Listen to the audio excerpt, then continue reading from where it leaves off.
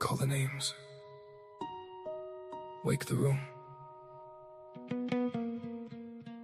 Wake the room. Wake the room!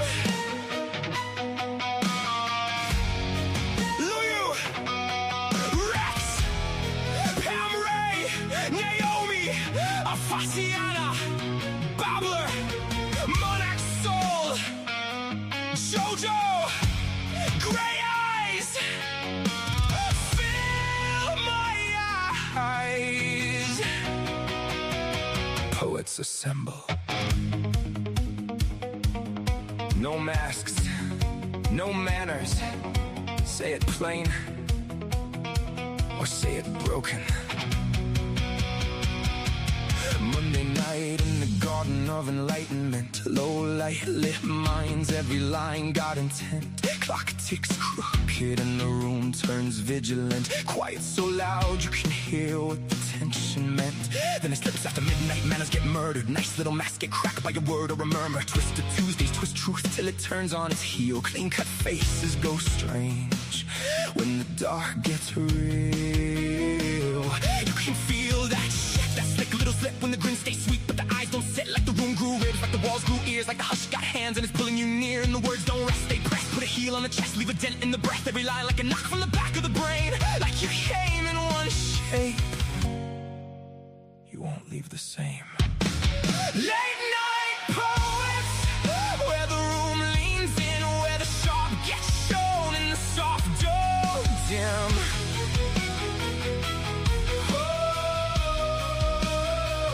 Late night poets, hear the whole thing shift from a whisper in the ribs to a line that lifts from the darkened edge of doubt to the pull you can't ignore. We don't just read the night, we make it something more.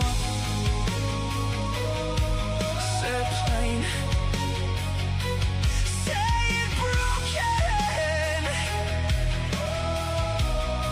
Late night poets, Wednesday breaks, parts in the park, sink down the spine, half halo, half hazard, both hands in the light. In the yard, seduction walks soft through the smoke, silk on the tongue with the blade in the joke. Books and bards wakes dust in the depth of the shelves. Old ghosts lean out and start naming themselves in a craft and selling out the ache. Gets a voice, pain stands up straight and makes silence a choice. Then break on through when the devil gives way, when the masses sink but the pulse says pray. Echoes in the dark, go hunt the fear, that thing with no name starts ringing in your ear.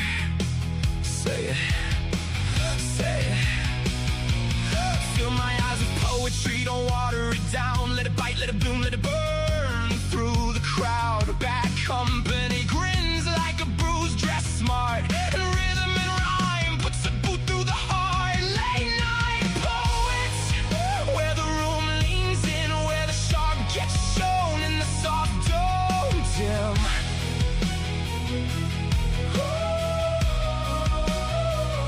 Late night poets, hear the whole thing shift from a whisper in the ribs to a line that lifts from the darkened edge of doubt to the pull you can't ignore. We don't just read the night, we make it something more. Say it plain, say it broken. Late night poets, some come shattered, some come slick. Some speak honey with a blade in it. Some sound velvet, some sound wire. Some walk in low and take the room higher. Some come holy, some come liars. That's the thing!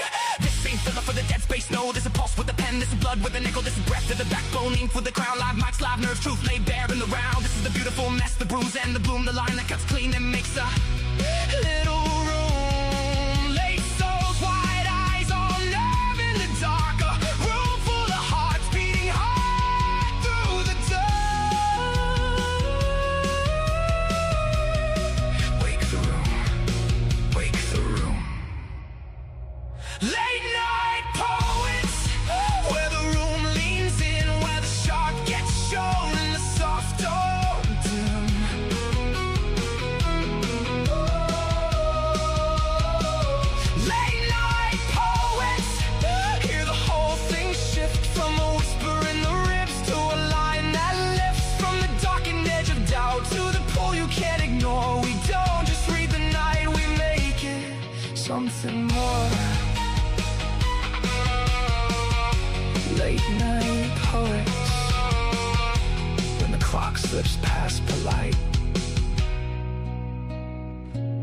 tell the truth.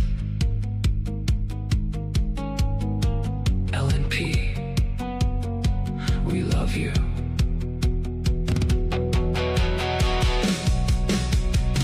Stay frosty.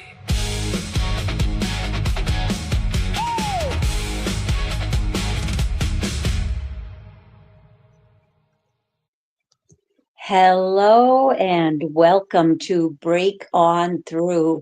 Here you can travel realms uncharted, blur the lines, break the chains, open yourself to possibilities waiting to be discovered on the other side.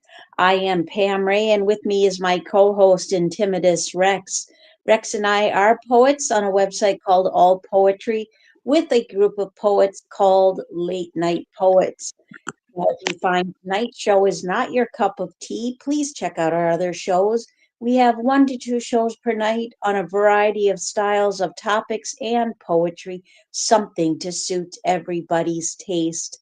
Also, make sure when you get a chance to check out the poetry anthologies put out by Late Night Poets on Amazon, because when you purchase those, you not only get amazing poetry, you help support these radio shows.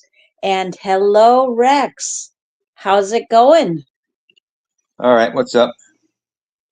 Oh, let's see here. Well, we had a fairly warm day, so I spent most of it inside.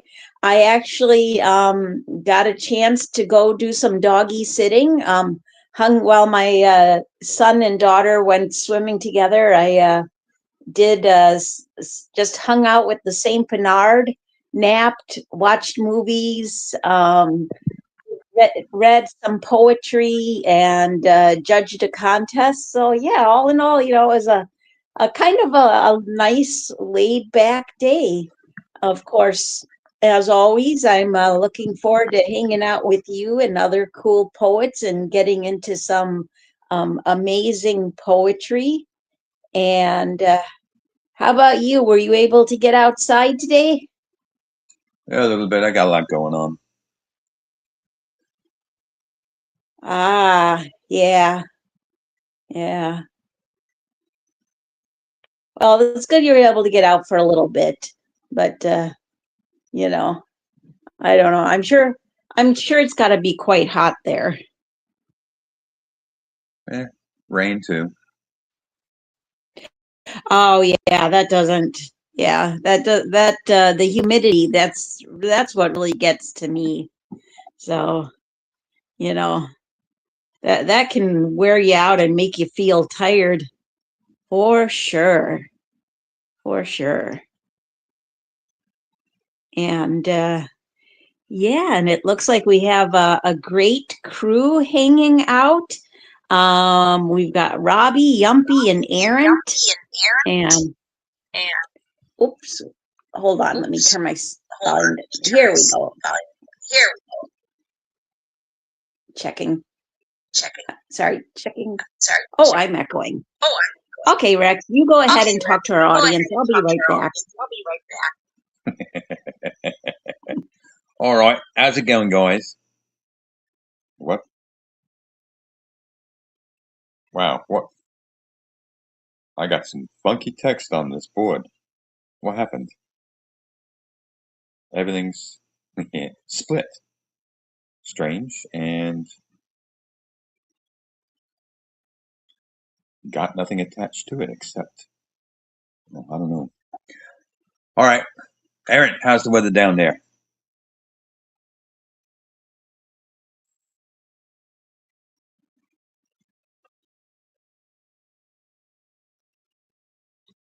Wow, the message board is kind of funky. Really funky. Not quite sure what's going on there. 9?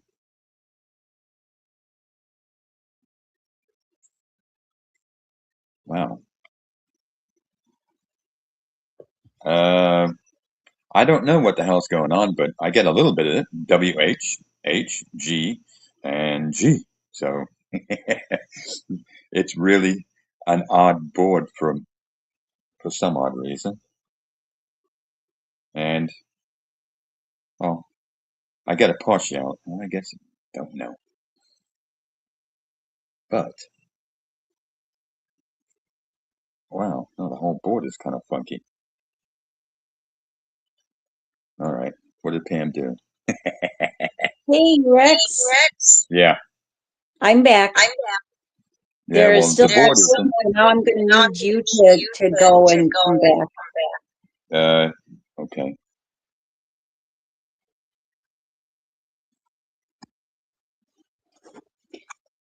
All right, let's see. Okay, so yes.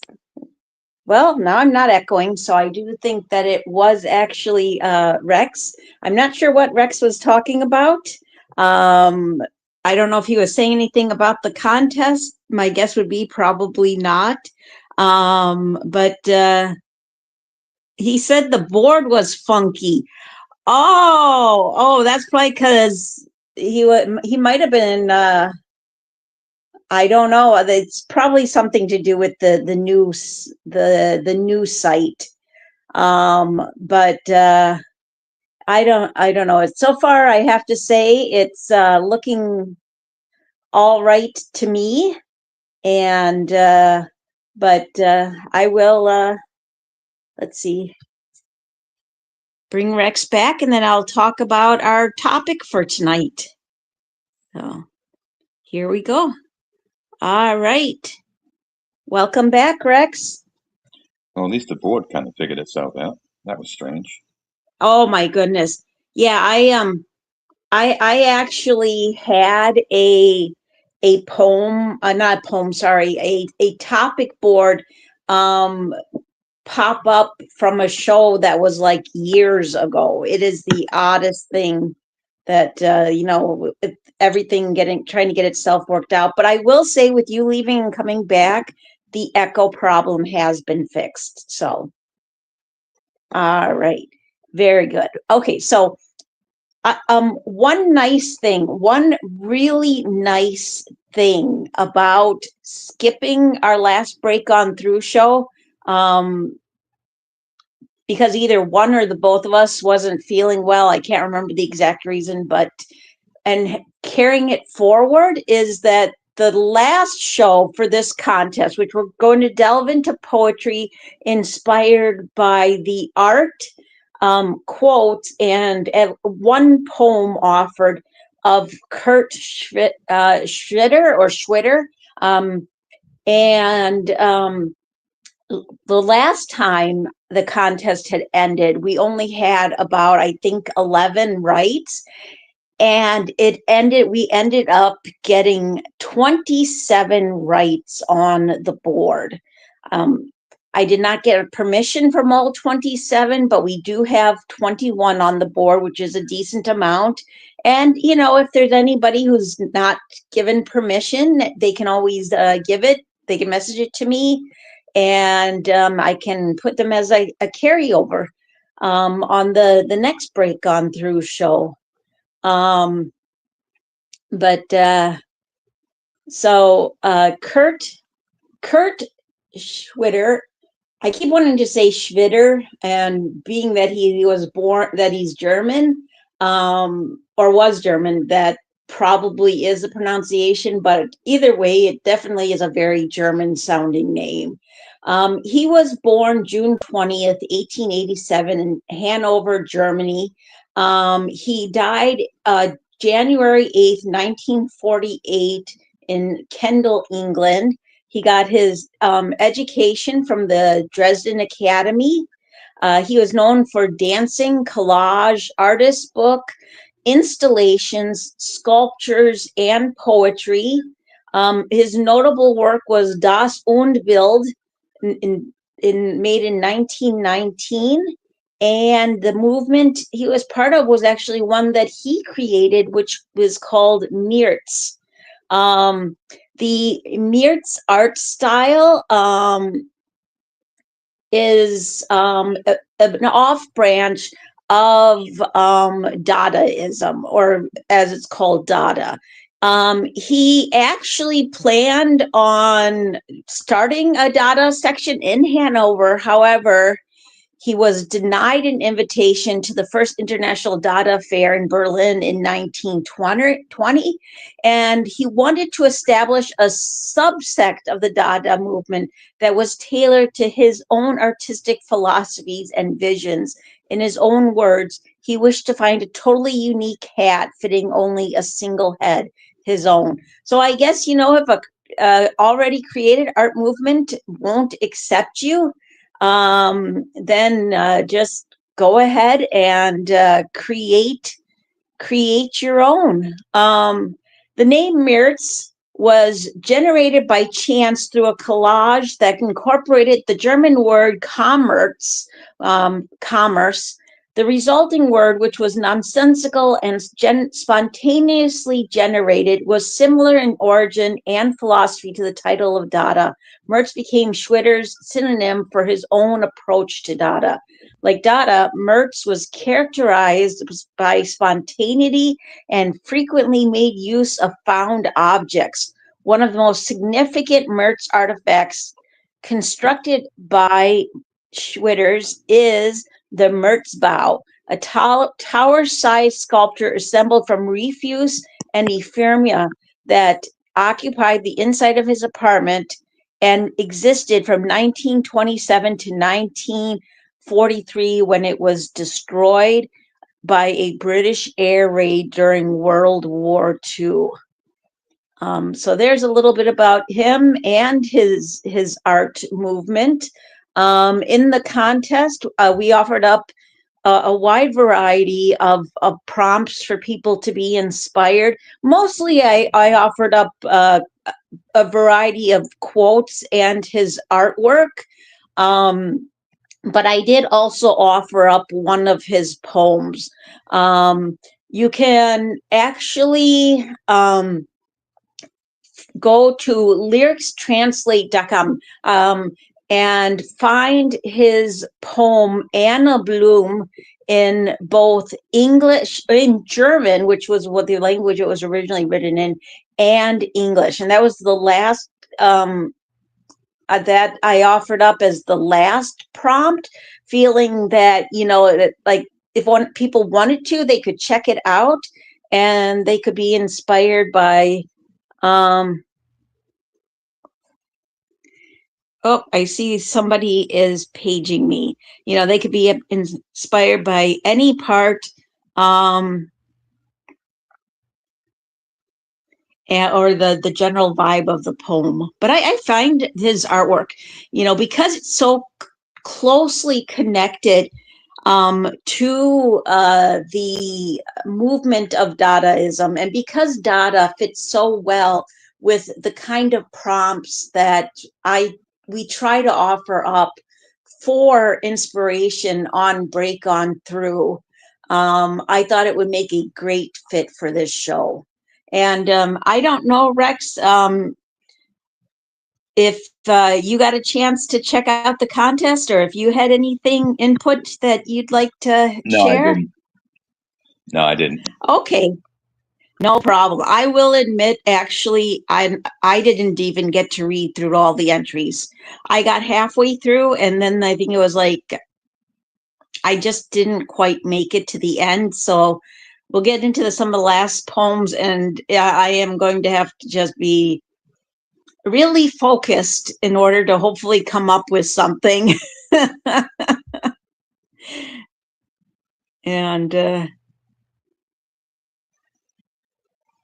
I'm just replying, and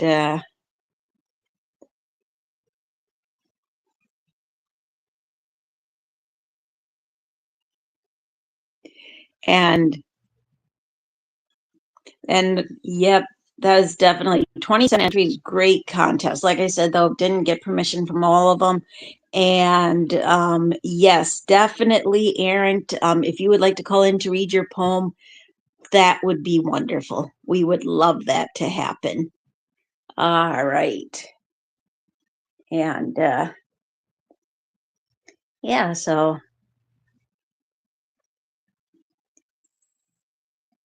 all right. Here we go. I'm putting up the first poem, And it is Bits and Pieces by Monty G. And go ahead, please, Rex, and give that a read.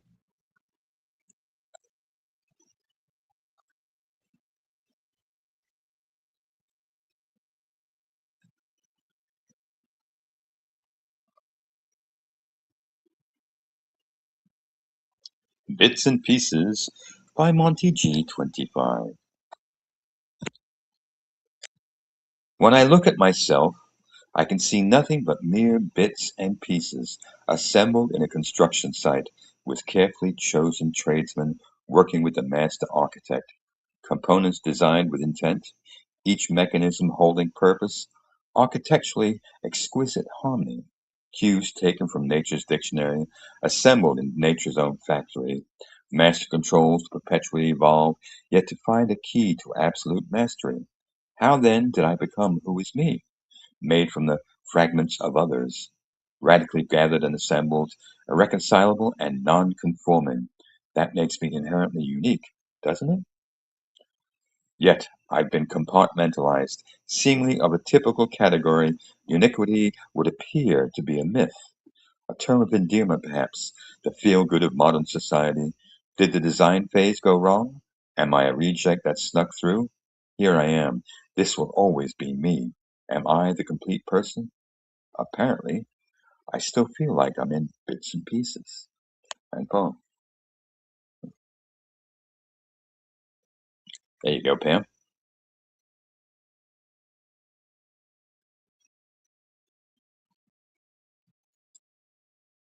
You mutating?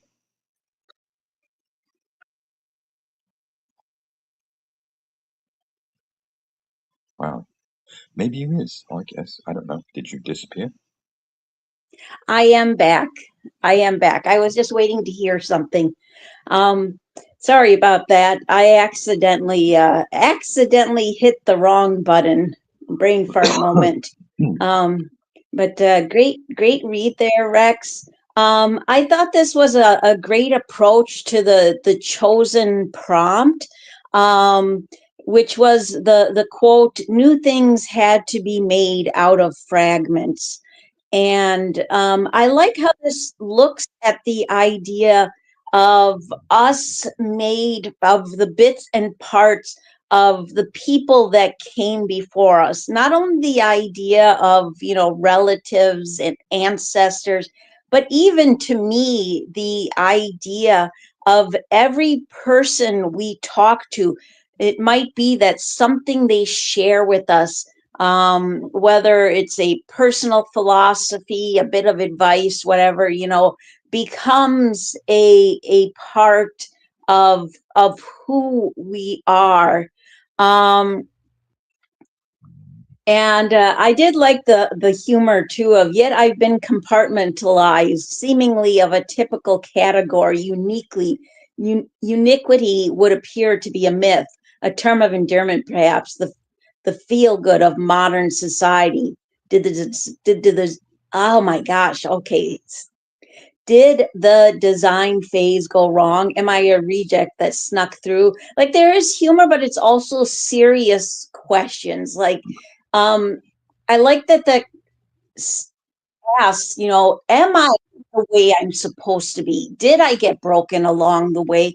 Also, I feel like this poem speaks on the thought that, if we're made up of all these different people from our past and all these different people that we'll make along the way, other people's thoughts, when do we become uniquely our own? And I think for me, the answer in that would be that no two of us have the exact same experiences throughout life. And, between that, and I do think, family can be a huge part of shaping you. Um, I think that's where you find your individuality. Even though it feels like you are made of bits and pieces of everyone else's experiences. So excellent write by Monty G and very well done. Nice. All right.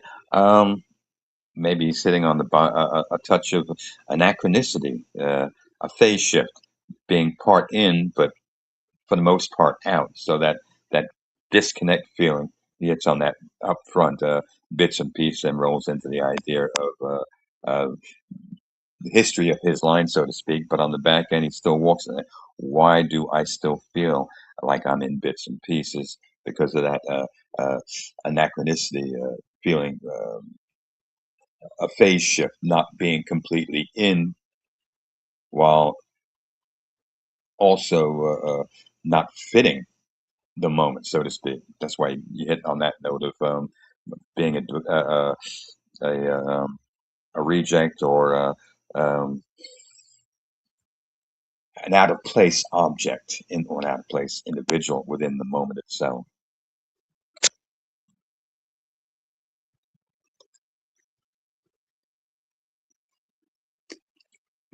I like Back your that. way. I like that. Great, great input there, Rex. All right. The next home I'm going to put up, we're actually going to have a sound cloud for, and it is Magpie Meander Mechanics by Eric Svensson. And I'm going to go grab that.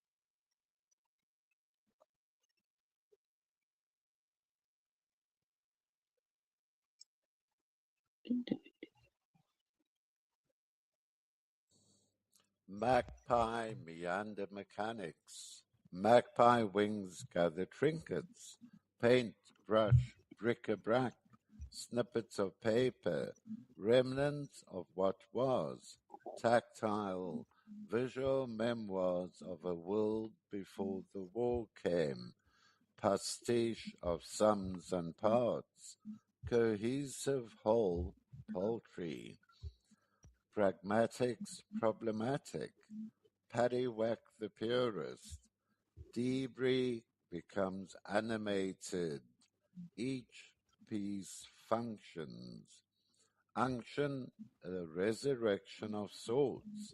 What else to do if love of art pushes through? Magpie wings gather trinkets, black feathers become paintbrushes, rushes of film strip ideas. Flip side becomes diopside. What war deconstructs instructs the artist. A stenographer of his time, a magpie in search of broken mirror fragments, somewhere, everywhere. In the war at the machine factory at Wolfen, I discovered my love for the wheel and realized that machines are abstractions of the human spirit. Ballast sought to balance with the whole defragmented, nail and hammer resolve, hoard, stash, record. Essential is the forming. Only forming is essential. Stammer replaces glamour.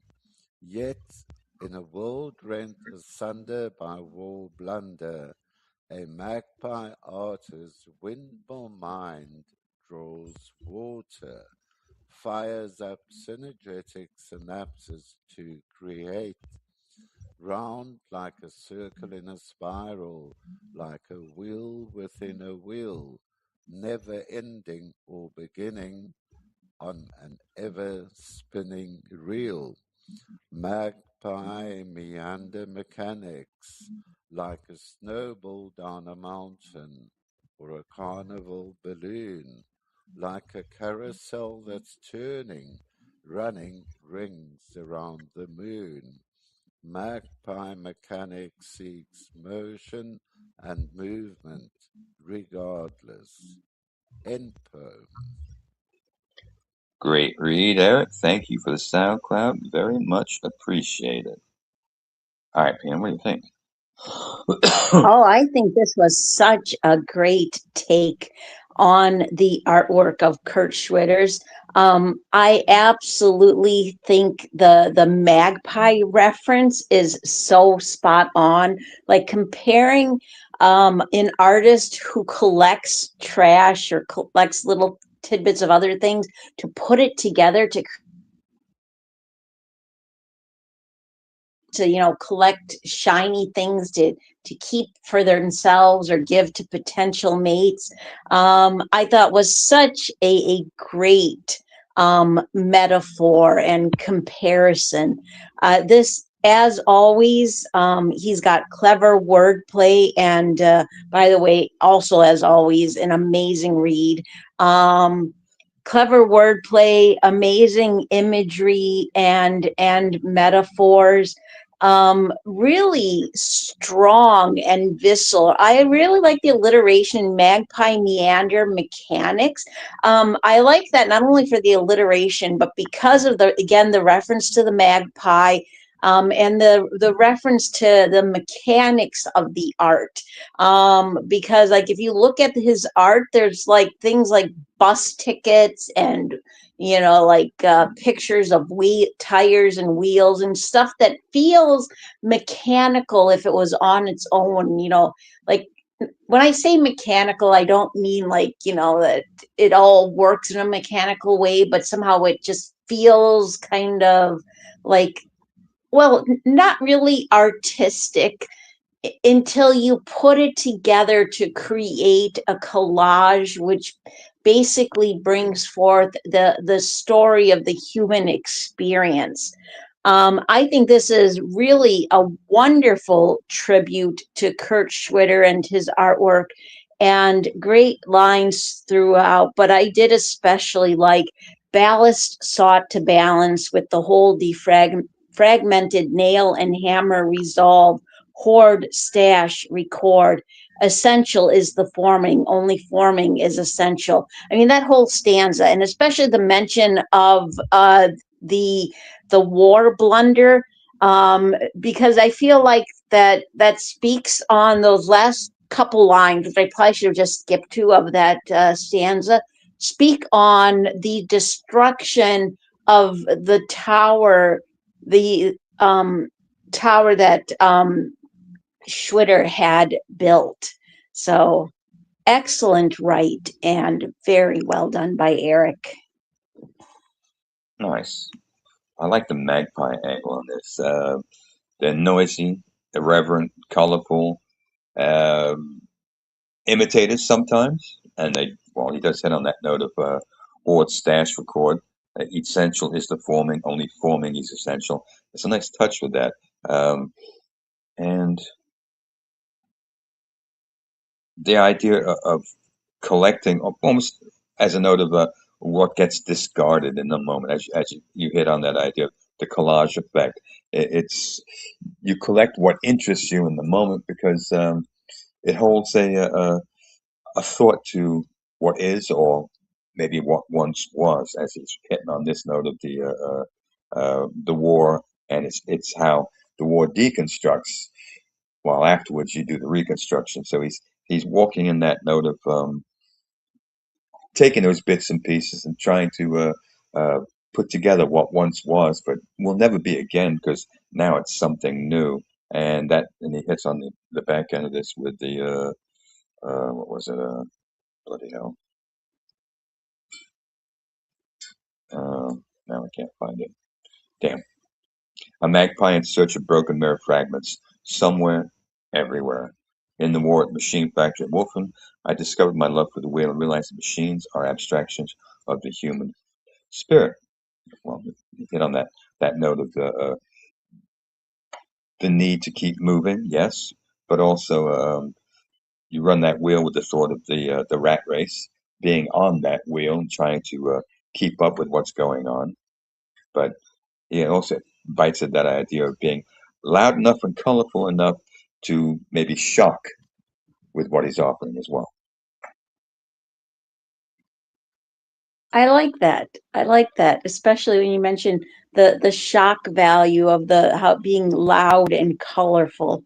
So very cool. All right. Gonna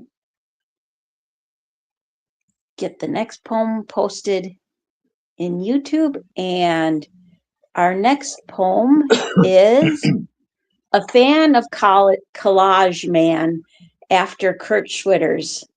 A German artist reassembling trash, wheels and bus tickets, a barn of odd farm, Kurt Schwitter's keen with design.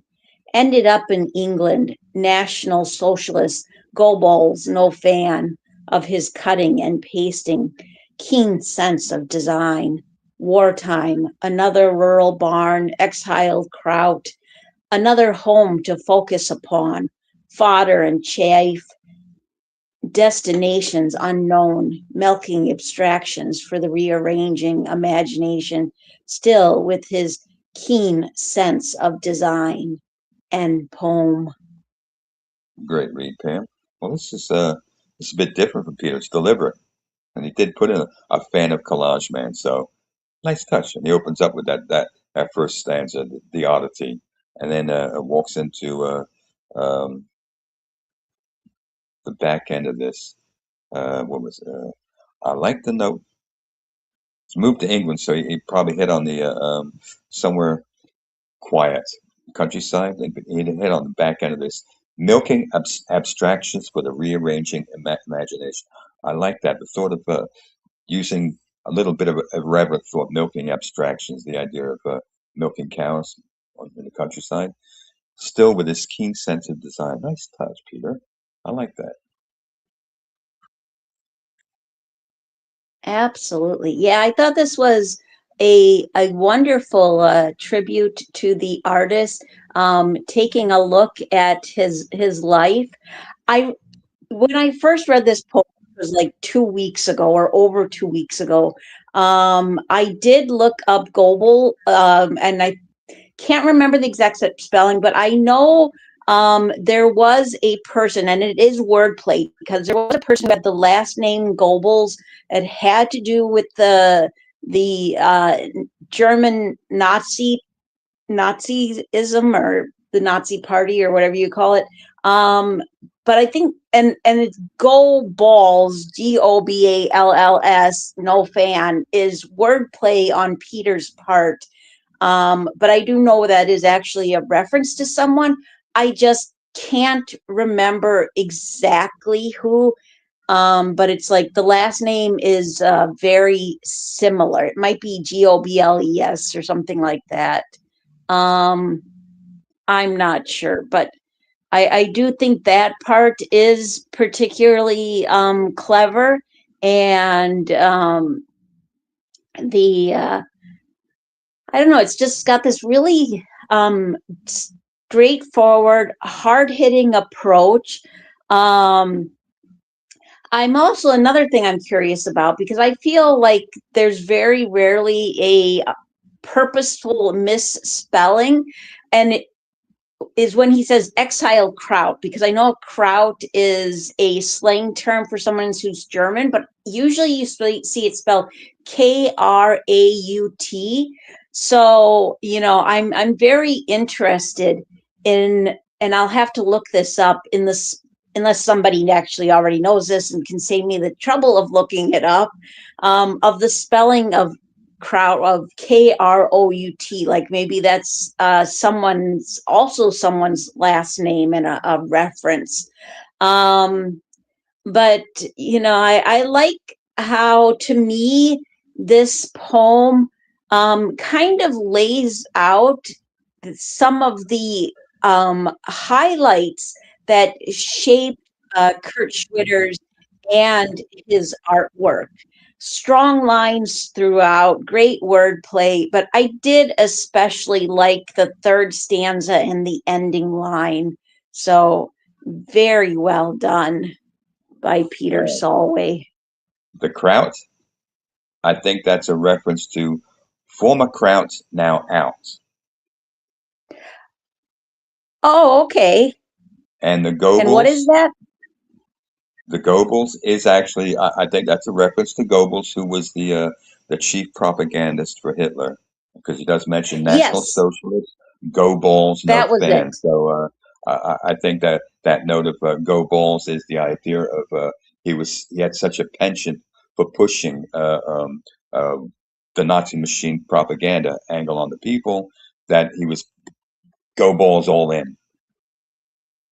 Yes, that was exactly what I had looked up, but over 2 weeks ago and forgotten. So thank you, thank you for looking those both up, Rex. I really appreciate that. Um, and like I said, my brain only holds information for so long, and so.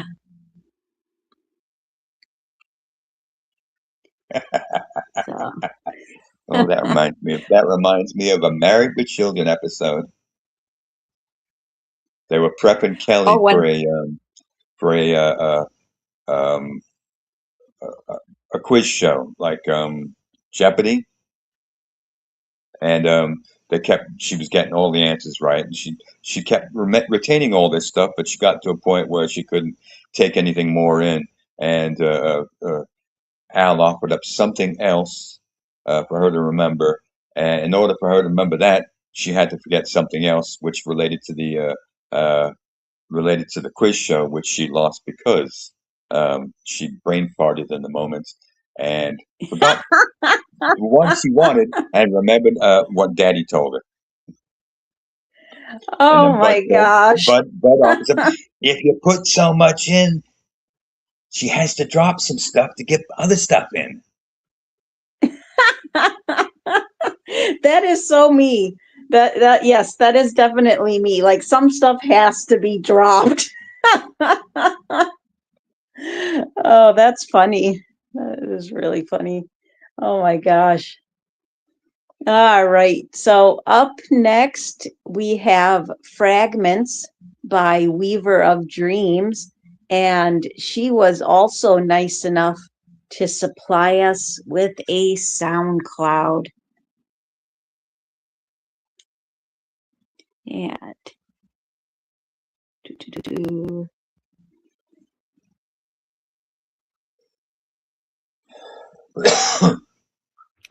Hidden within a mystical grove grows a tree festooned with glowing orbs, which needs but the slightest of breezes to free the papoose. Allows the drift of dreams and wishes to lightly ebb and flow, then be assimilated by the only one who will resonate within those singular silvery tones. To imbue a nebulous dream with clear intent, or grasp a wish to fill it with a myriad of stars. Great read, Weaver. Thank you for the SoundCloud. Very much appreciated. All right, Pam. That was a great read. And I am just so happy that I can now hear audios and there doesn't seem to be any issues with them. I'm absolutely thrilled about that. This is such a beautiful and thoughtful write, wonderful imagery and metaphors. Um, I like the use of the word pappus, which needs but the slightest of breezes to free the pappus. And then my favorite is that second stanza. And I like that this speaks on the idea of those bits and pieces of our dreams that bring us beyond the physical into realms of mythology, of realms of something mystic and powerful beyond ourselves. And it's sometimes within those fragments of dreams that we begin to see the truth of ourselves and the truth of the world around us.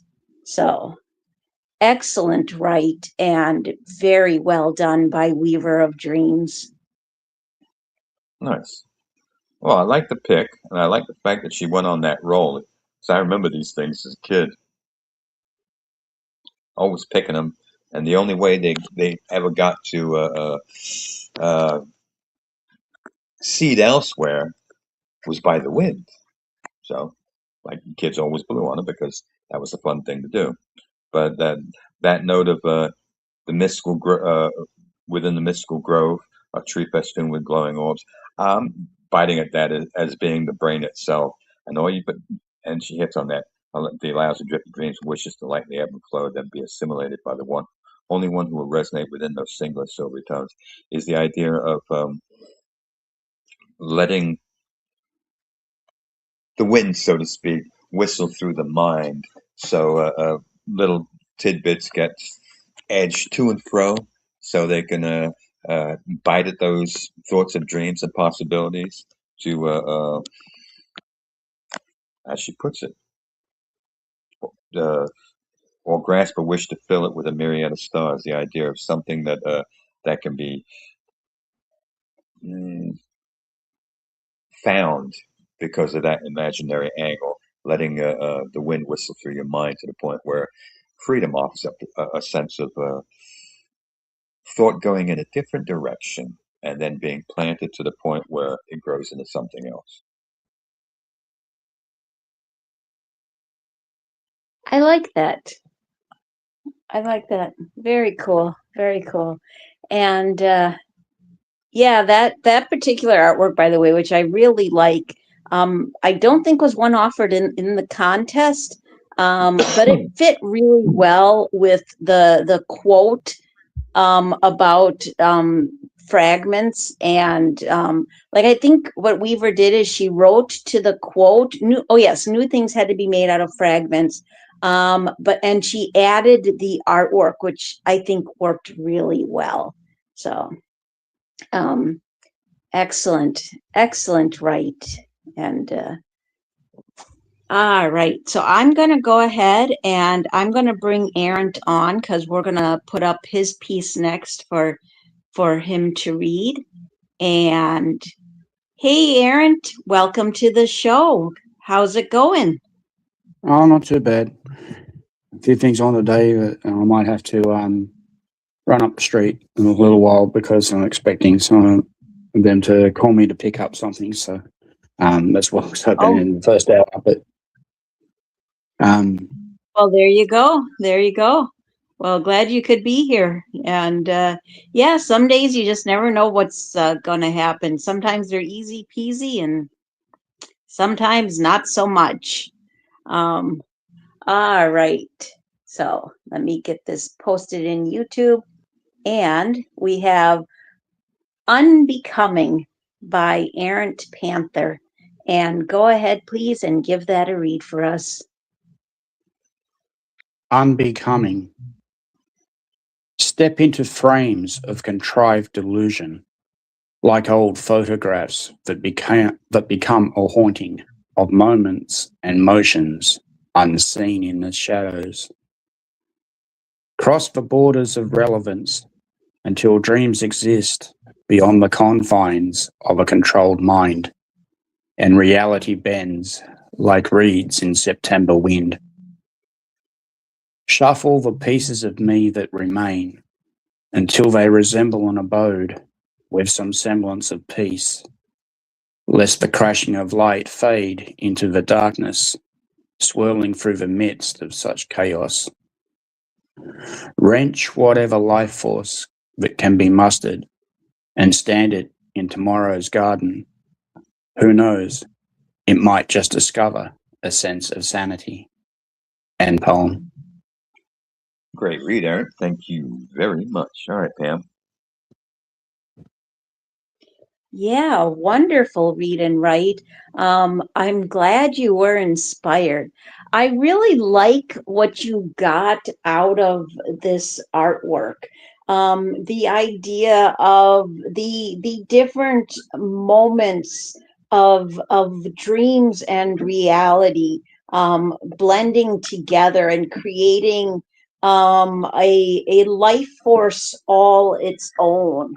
Um, I feel like that part of at least what this speaks on is trying to control the chaos in a mind that feels like it's falling apart.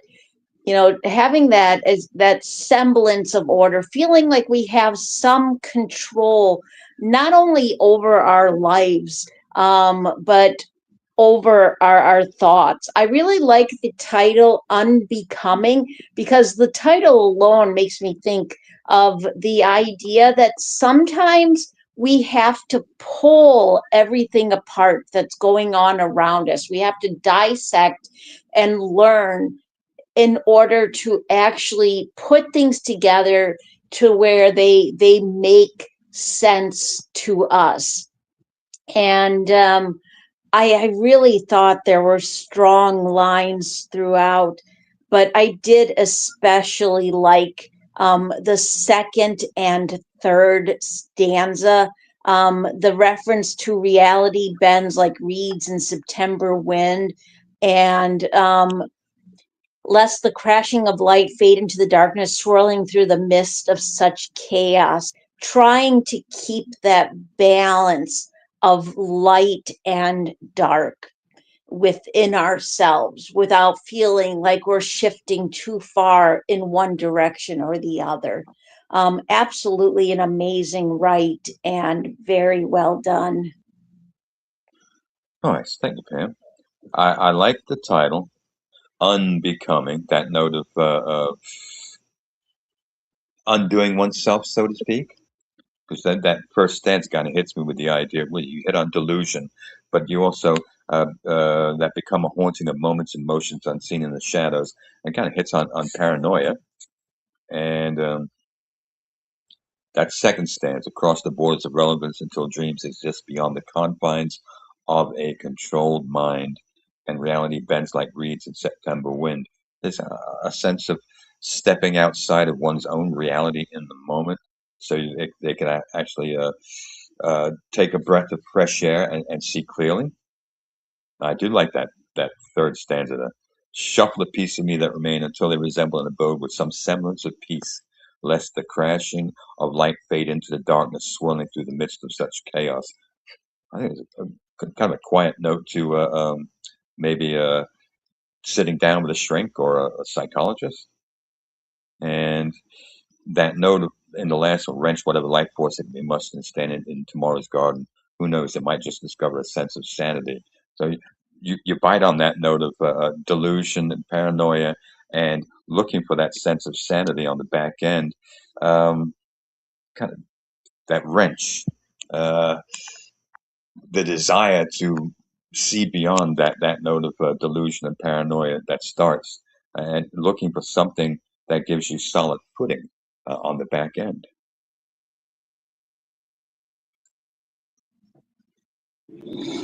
Thank you, Rex. Mhm. Oh, you're welcome. And Aaron, would you like to say anything about your poem?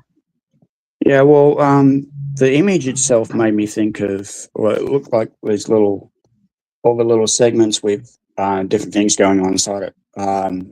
Made me think of those old slide puzzles that you had to, that were always messed up, and you had to make it more messed up to try and solve it. Yeah. But there's the way the painting was. It made me think of like those segments holding memories, worries, fears, all of that, and like when you have a night where you're having a torturous sleep, you can't really think, and your mind is just shuffling all these things, and you're going over it, trying to solve all. So that's where I went with that. That's why I had the shuffle of pieces of me that remain. That's where that came from, and the rest sort of evolved around that. I like that note to the shuffle puzzle. They could drive you mad. Oh, yeah. Yep. Yeah, that is a clever reference for sure. And yeah, those things do drive you crazy. But very cool. Well, thank you so much for sharing this with us, and for calling in to read it. Really appreciate it. Of course, I know it goes without saying, but you know that you're always welcome to hang out with us whenever you can. But I also understand that it's a different time of day for you, and you've got stuff going on. So we always appreciate you. Thank you for the comments. Glad you enjoyed.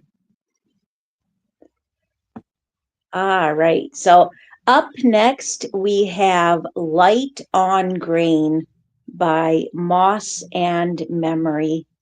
And it goes like this: scraps, not so much arranged, but layered ticket stubs and yellowed receipts connected by overlapping edges, color matches, clashes of intention or lapse, old obscured by newer, reordered, brought forward again, texture hardened and fragile, brittle, razor sharp, piercing time until you cut your finger on a year you thought you'd forgotten, muddled lines drawing themselves across dark space, a missing strip widening the field, faded text prompting invention, remnants forming art, figurative moments told in traces of distressed ink torn at the margins, form reinterpreted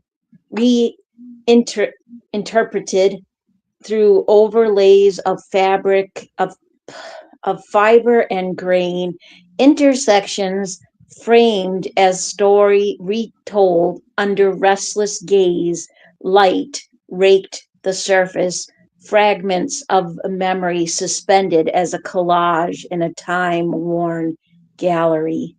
End poem. Oh my goodness, I have to apologize to Moss and Memory. Apparently, I was just trying to make that an all new poem with just throwing in random words there. So I'm sorry about that, but absolutely amazing.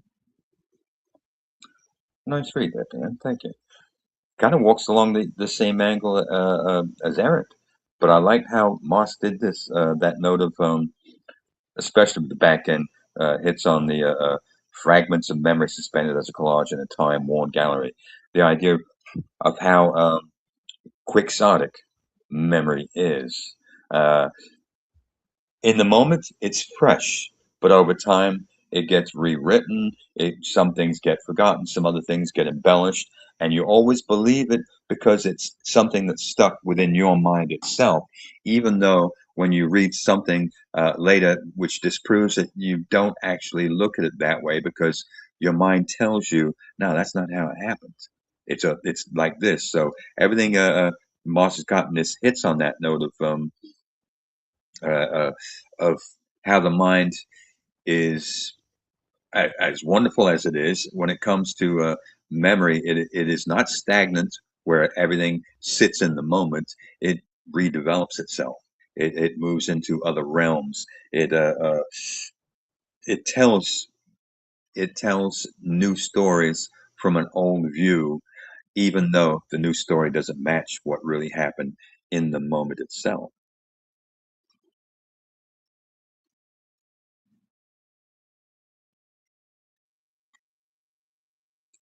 What about you?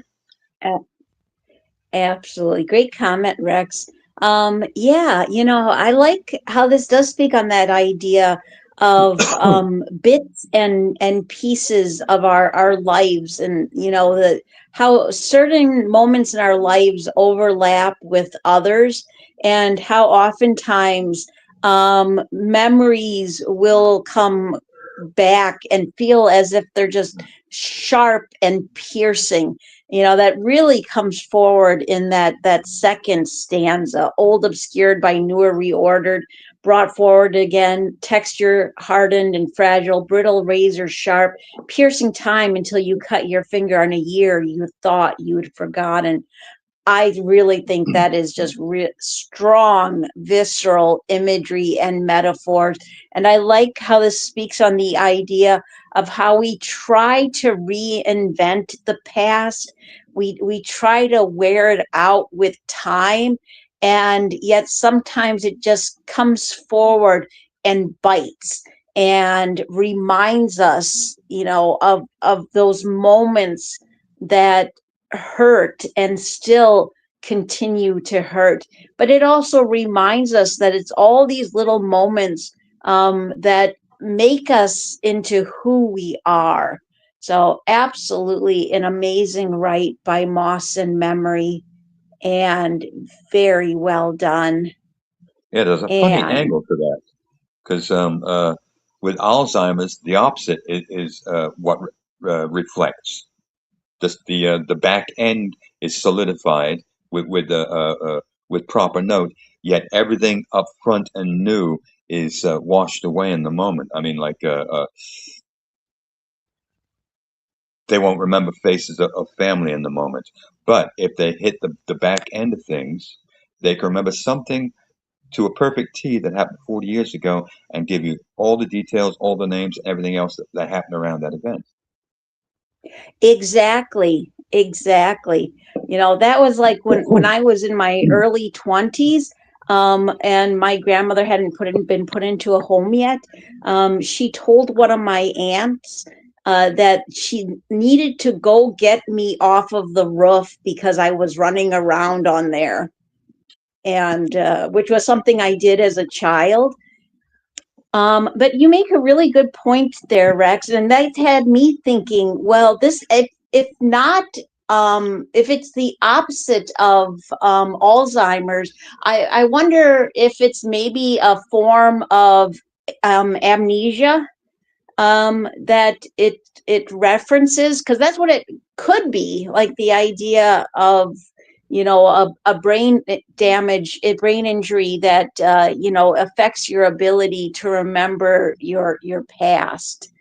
um I don't know. I know for me personally, now when I had my first seizure when I was like 6 years old and I was in a coma for a few days, I actually have only one or two memories past the before the age of like 6, 7.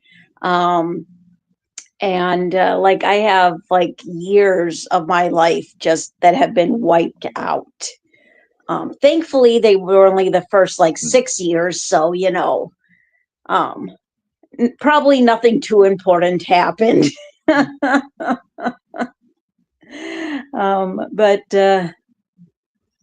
the um, the next poem that I'm putting up is for you to read, Rex. It's Not Exquisite History by Symphony 8. And if you wouldn't mind reading that and then commenting right after, I'll be the second person to comment. Not Exquisite History by Symphony 8.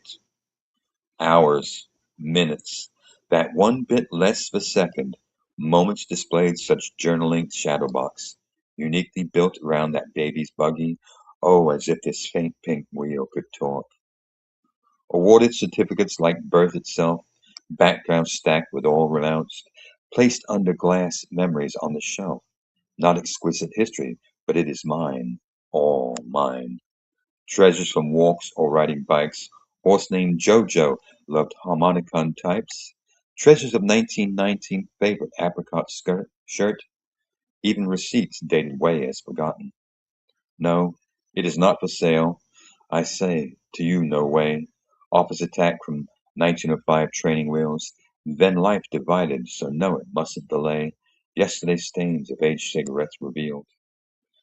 Newspaper clipping of war of facts intact. Classical pieces are revenue said to me. Like the locket embraced or magic ball. Still my collage, I am not dead just yet. So you see how fortunate these patterns are.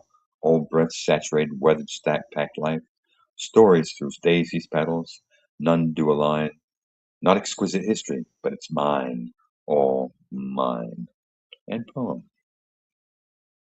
I like that. It kind of hits on what I just said on the last one. Um, she's not claiming everything is perfect, but still, those notes, those colorful touches of memory, are what makes the life lived worth remembering in the first place. I mean, 1905 training wheels, the 1919 favorite apricot shirt, uh, and what else we got? Newspaper clipping of war facts intact. Classical pieces are revenue said to me, like the locket embraced or magic ball, still my collage. I am not dead just yet. Reality going, hey, you know what? You don't have to write me off. There's still quite a bit here that I have in my mind, and if you would sit down and listen, I could tell you a few stories that might offer up some clarification of things that you hmm, might have questions to. Or, hey, if nothing else, it's a hell of a story to listen to because you know what? These are my memories, not yours, not someone else's, not something that I'm transposing or trying to live within. These are mine because I can actually walk through certain little tidbits that you might be able to pick up on because, hey, here's the scrapbook. Why don't you just take a gander through it? And you ask me, hey, I can tell you about that. Something else. I like that. Thank you, Symphony. All right, Pam,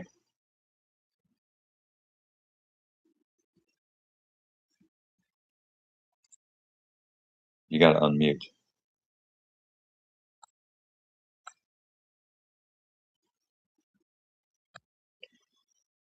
All right. I guess we're here alone, aren't we? All right. Good night, Robbie and Aaron. Thank you very much.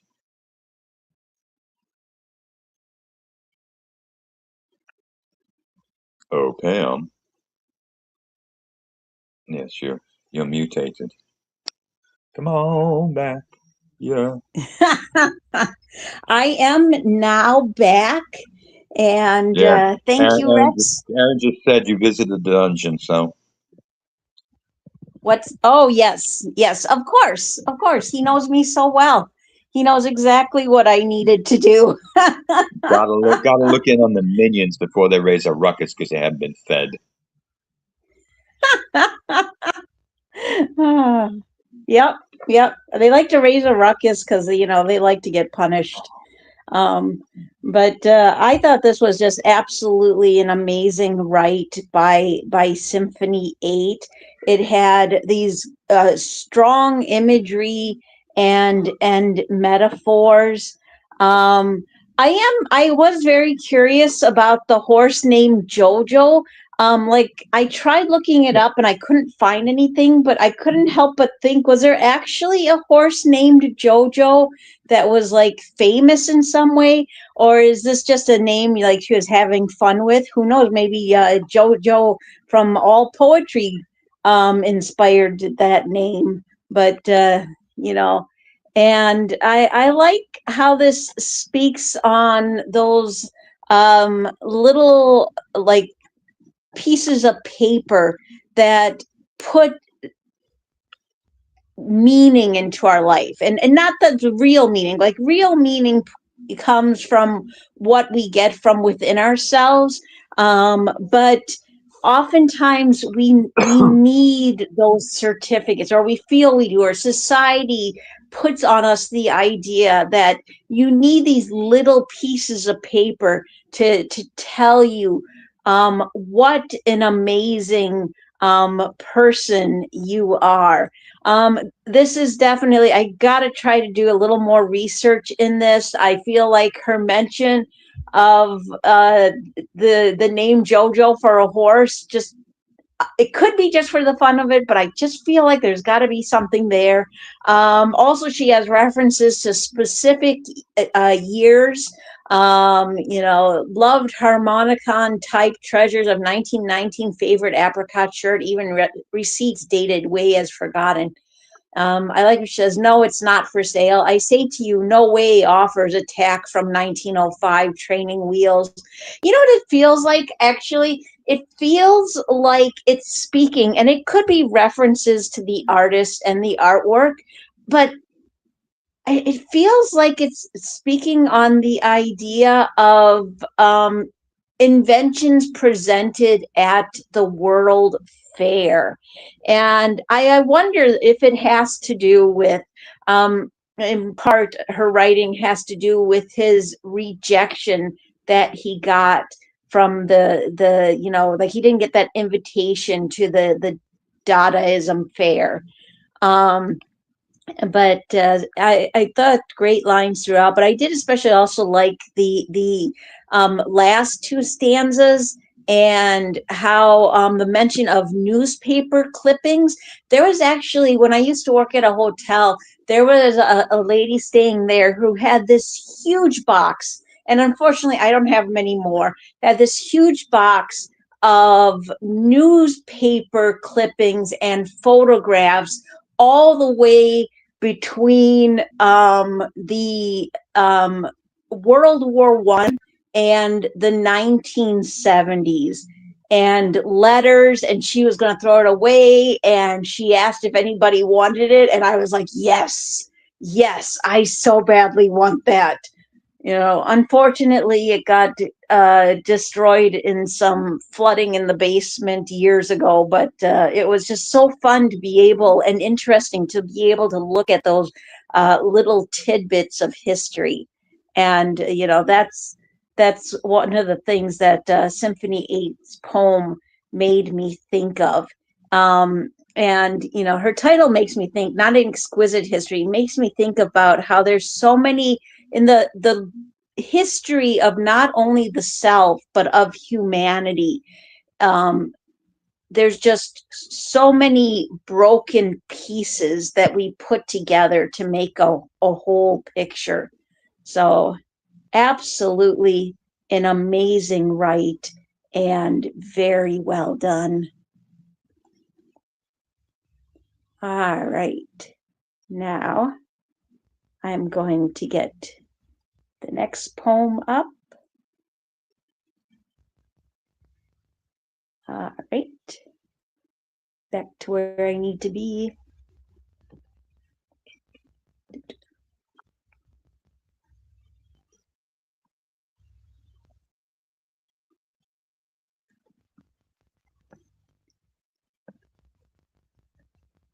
All right, we have Fragments Remember Their Shape by Ray Astania. I used to believe that broken things were only good for remembering. A cracked mug held the taste of mornings that would never return. A torn photograph forgot half a smile, yet the missing piece still pointed towards someone I once called home.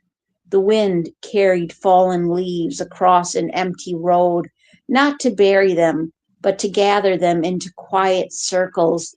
That was when I understood. The world does not ask us to become who we once were.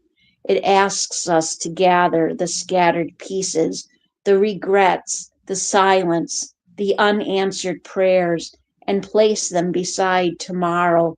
The cracks do not disappear. They become the lines where the light learns to enter. So I no longer fear being broken. Even a mosaic begins as fragments and somehow still becomes something worth looking at. End poem. Nice, great read, Pam. I like the bite in this from where Ray started up top and finished on the back end. The duality or the reflection that showed through, because up top you hit on that note of the fear, the cracked mug, held the taste of mornings that would never return, the torn photograph, forgot a half smile, yet the missing piece still points towards someone I once called home. The wind carries leaves across an empty road, not to bury them, but to gather them into quiet circles. And then the turn, that was when I understood that then, and the finish off with this, the idea of how broken pieces can be used to offer up something else. That idea of a mosaic, the thought of uh, broken bits of colored tile to imbue a picture itself. And this is what you get with the idea of those little touches of broken things, the cracked mug, the ripped photograph. They offer up that mosaic of life itself, which is nicely put in that last stanza.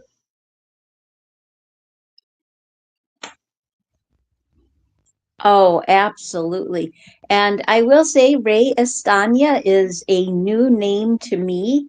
I'm very glad that they were inspired. And it's always great to see a new name, and I hope to be reading more of them. And yeah, this was a strong write throughout. And I like how it takes us on a journey of personal growth. The idea that first of all, that you have to just remember the past, but not have it be a part of who you are. That true strength came in, occasionally looking back, but not, acknowledging it in any way.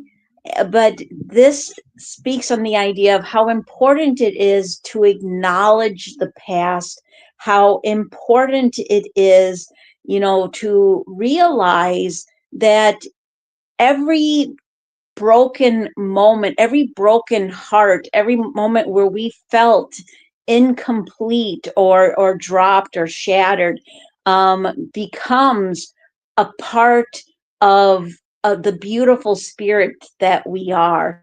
So this did have great lines throughout, but I did especially like, the world does not ask us to become who we once were. It asks us to gather the scattered pieces, the regrets, the silence, the unanswered prayers, and place them beside tomorrow. The idea that both the present and the past are equally important to hold on to as we move into the future. Excellent write, and very well done for sure by Ray Astanya. And oops, I did not pick up the link to the next poem, so let me go ahead and go do that. All right. Do.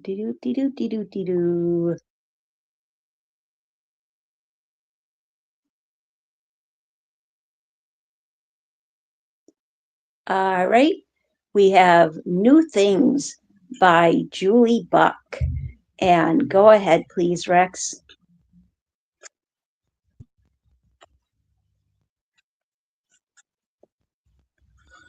New Things by Julie Buck. I take my trash out and recycle it. My way of creating something new from mere garbage. I wish I would have saved some of my yesterdays for today. A live wire. I want it to be current. I make things happen using bits of my future, pieces from my past. I failed to get modern enough, though, for things to last. Like my grandma's quilt, I sewed scraps saved from silly clothes and smiles, things that cannot wilt. Akin to gluing together gaggles of glorious memories is what I did. It keeps me warm, but I'll move on to colder ways, 'cause nothing stays. Nothing stays. Look at me, so much older. A whisper warns, watch out. Things will get much colder. And poem. There you go, Pam. Great read, Rex. Oh, this is so clever by Julie. And I tell you, that quote really resonated with people. New things had to be made out of fragments. I absolutely love the wordplay. I wish I would have saved some of my yesterdays for today. A live wire. I wanted to be current. That a live wire. I wanted to be current is such clever wordplay, and the idea of wanting to be up to date with everything, but also the current that goes through the current of electricity. Um, I I like how this speaks on the idea of trying to find the ideal balance between nostalgia and wanting to be up to date with everything, that's cool. And you know, I I also like how it speaks, like when she says those last four stanzas, like when she says, it keeps me warm, but I'll move on to colder ways, and watch out, things will get much colder at the end. It really speaks on the idea of moving away from nostalgia, because nostalgia can be a wonderful thing because there's oftentimes so many great things to remember in the past, these beautiful moments, but it can also kind of blur and be this idea to where we can't learn to appreciate what we have in the moment and what we could potentially have in the future. I also feel like this speaks really well on the idea of somebody who's just sick of all the nostalgia BS, sick of all like with the reference of recycling. I feel like I feel like there's kind of this message of the idea that I'm not going to put all my pieces together in a way that makes the rest of society happy, but rather what makes me happy. So excellent write by Julie Buck, and very well done. Nice. I think part of this has that note of youth is wasted on the young. Can that note of by the time you get to old age and you got things figured out, your body is on the back end of things, and you don't get to enjoy that youthful exuberance. That note of I wanted to be a live wire. I want to be current. I make things happen using bits of my future, pieces of my past. That's an understanding of how life and the world work itself. And that note on the back end, it keeps me warm, but I'll move on to colder ways because nothing stays. Nothing stays. Look at me, so much older. A whisper warns, watch out. Things will get much colder. That's the idea of upcoming death.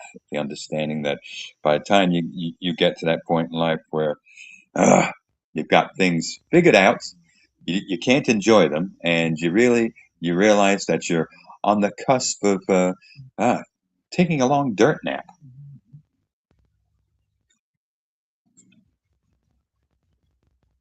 Really good observations there, Rex. And yes, yeah, I always agree with that quote. Youth is wasted on the young. So, all right.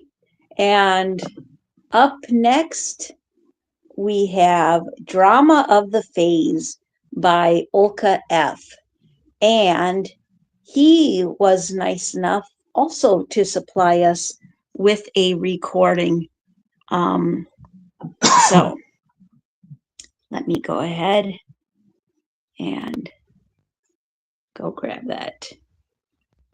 Well, shoot. Why isn't that? My page is stuck, Rex. All right, let's see if I can turn it sideways and have that work. Sometimes that does. I don't know why it works, but it does. Maybe.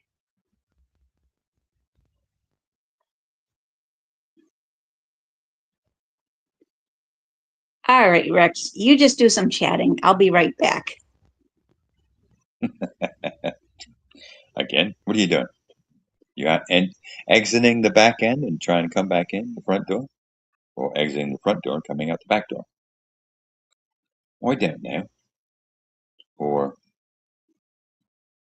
have we gotten lost on the something that's not working? I don't know. But see, aren't still with us? Hello. Hey, why not?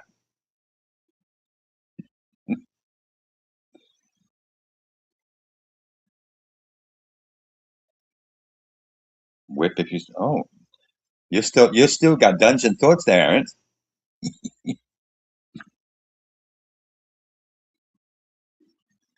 Yes, you got to keep them in line.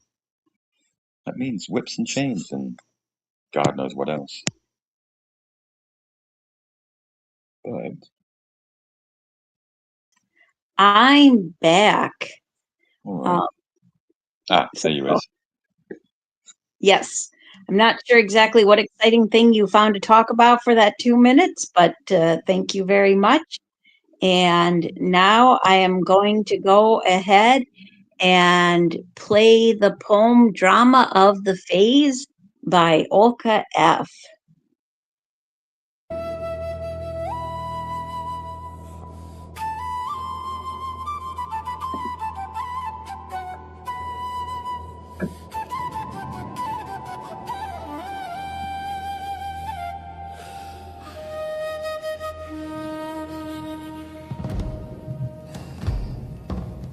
I watched him light the already fading spark of flame. He stroked the little dog of his honesty while keeping it on the chain of desires. Having broken one link, I wanted to glue it back into the puzzle. But the bonfire burns incessantly, paying the treadmill of the freedom of flames, and in a matrix perish in the blue possibility of counting.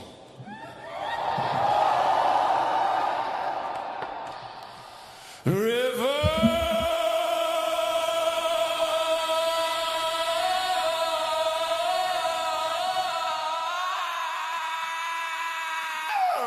letter corrosive as rust. I kill, but remember, it is you.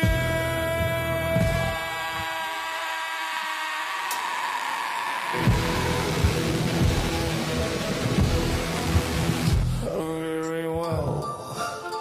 What do I need all this for? Everyone someday dies, love's mock spoils over. Imminent, but not the first stop.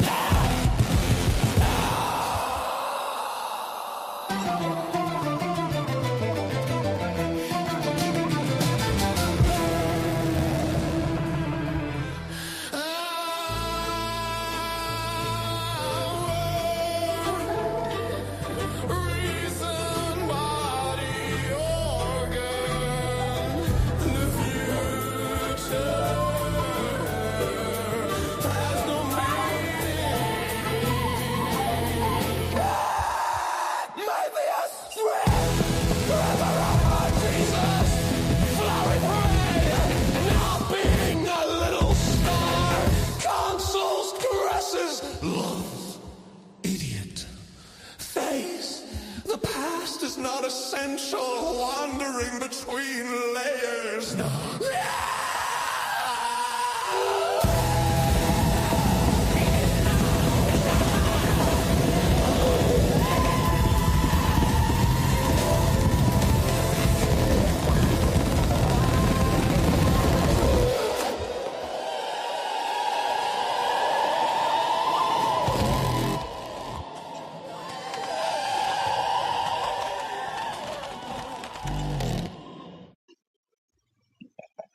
Nicely done, Elka. Thank you for the SoundCloud.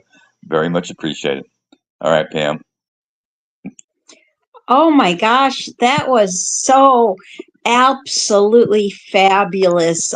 His choice of presentation and music that he used. I have to say, I always like Olka's audios that he provides us using Suno. Um, but this was one of my absolute favorite. Like the combination, the insanity of what started out sounding at first like the Celtic flutes, then went into like the a musical vibe, and then felt like very operatic heavy metal. I thought was an amazing combination. Um, Also, before I comment on the poem itself, and I don't usually do this, but I really want to mention that on All Poetry, Olka F is running his very first contest. I don't usually mention contests, but the thing is it's his very first one. It is a form that he invented. He only has 2 entries. So I thought maybe maybe since he's been such a great supporter of the LNP shows, writing for so many of our contests, maybe some of our listeners and, would want to check out his contest. I already wrote for it. I found it a really fun and interesting challenge. But yeah, if you want to, go ahead and check that out and see if you're inspired. Now, with that being said, Did they take away the save angle? the what? Did they take away the save angle so you don't have to go Save? searching for it? Yeah, you get to a contest and I want to go to that, so you press one button, but I don't see that button no more. Oh, you mean bookmarking? No, they didn't take that away. There's what looks like a bookmark, and you click on that, and like I'm trying to think how to describe it. But usually if you click on a contest title, and I don't remember where exactly is, but if you scroll, you at some point you should see a little bookmark that'll be like just an outline of a bookmark, and then you click it and it turns red. And that's kind of funky. It is. It is. I will say one new feature that I really like is now what it does on the new site is if you're added as a co-judge, on a contest, it automatically goes on your bookmarks list. Like it used to be, anytime you, Phil, or anyone else added me as a co-host or co-judge on a contest, I would have to go and bookmark it. But now, anytime somebody adds your name to a contest, automatically on your bookmark list. I thought this had great lines throughout. I really like how he spelled down the word river. So it's like the river flowing down, and it's like a more chaotic form of an acrostic poem. Like it's not an acrostic, and it feels very much like a really raw, gritty cheer. Like when I read these lines with RIVER, and a letter corrosive as rust, kill but remember it is you. Very well, what do I need all this for? Everyone someday dies. Love mocks boils over the remnant, but not the first. Like I have this image in my head of the cheerleaders from the music video Smells Like Teen Spirit. But I also like how powerful and captivating that is, and really raw and gritty in how it speaks of the chaos of life, how it speaks on the idea that it feels like it all just doesn't really matter in the end. I also like the reference to the Mobius strip. That was a great reference, the idea of that infinity strip, and that mathematical problem. A Mobius strip wraps around my Jesus, flowery prayer, not being a little star, consoles, caresses. I don't know. I feel like this speaks on the idea that language is part of what makes us who we are, but it can sometimes become this just overwhelming chaos within our minds. And sometimes the mind wants to go to something simpler. And I also will say that Olka was the first one to write to the header artwork, which I found to be a very fascinating piece of artwork. The image of a person made out of bits and pieces. Like it looks like buttons and denim and, all kinds of different, and combined with paint. So, great take on the inspire prompt and very well done. Nice. Thank you, Pam. All right. The title offers up that note, Drama of the Phase. And by the time you get down to it, you got 22/7/26 to my therapist. So you get a little inkling of what's going on here. But I will say, this kind of I like the flute opening and the drama and everything that went along, because you needed that because of what's coming out of this. It's those notes of what you bear with your therapist, especially that note of river. I let it corrosive as rust, kill, but remember it is you. Very well. What do I need all this for? Everyone someday dies, loves, mocks, boils over. The remnant, but not the first ah. That ah being the ah. Yeah, good point.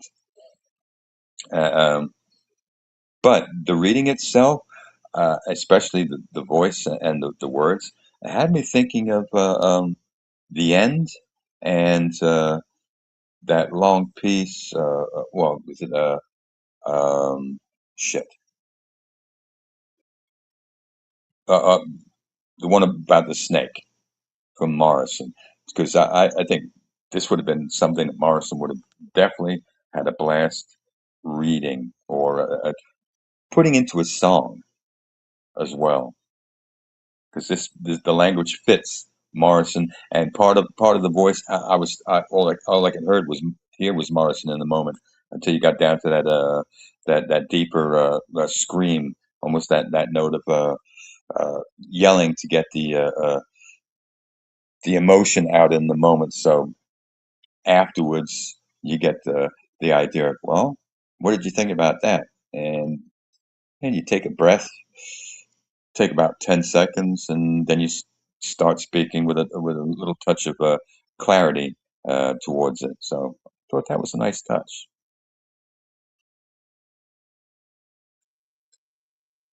Oh, absolutely. I'm glad you brought up the AN. I had actually read that before, but I forgot about the Well, therapist angle, it which, wasn't in the really. AN.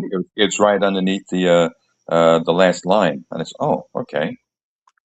Oh, okay. It's on. Well, like I said, I had read that before, but I had completely forgotten about that.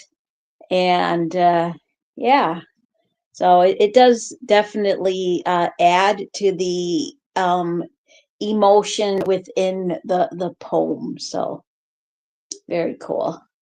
All right. So up next, we have Everything an Artist Spits is Art, Kurt Schwitters by Free Verse Agate. And um, I no, you read last, so now it is my turn to read. A crazy board of my mind, names and archetypes, deep in the past, even fiction, fantasy made real, thumbtacks and red strings. The FBI would throw up their hands and quit with prejudice, hanging up their company jackets, staring into the 1,000-yard distance. What was deception? When will the answers arrive? Will the wait be so long? Is it even worth it to know? Are some truths better left unsaid? This is a permanent fixture, settled atoms observed that took an age to figure, to discombobulate and recombine. So I make auxiliary art. They say it's just electricity, but I'll avoid the pink mist blowing out what shouldn't be eaten. Without a body, you still remember, so there is no escape. There's a pin on my board on what 6 billion don't believe. It's not blind faith or some child's upbringing, but intervention being made to choose a side. End poem. Great read, Pam. I like that opening note, crazy board of my mind. names and archetypes deep in the past, even fiction, fantasy made real. Well, that kind of hits on the idea of, well, especially with the title, it's sort of films, fantasy made real. Some take it a little bit too far.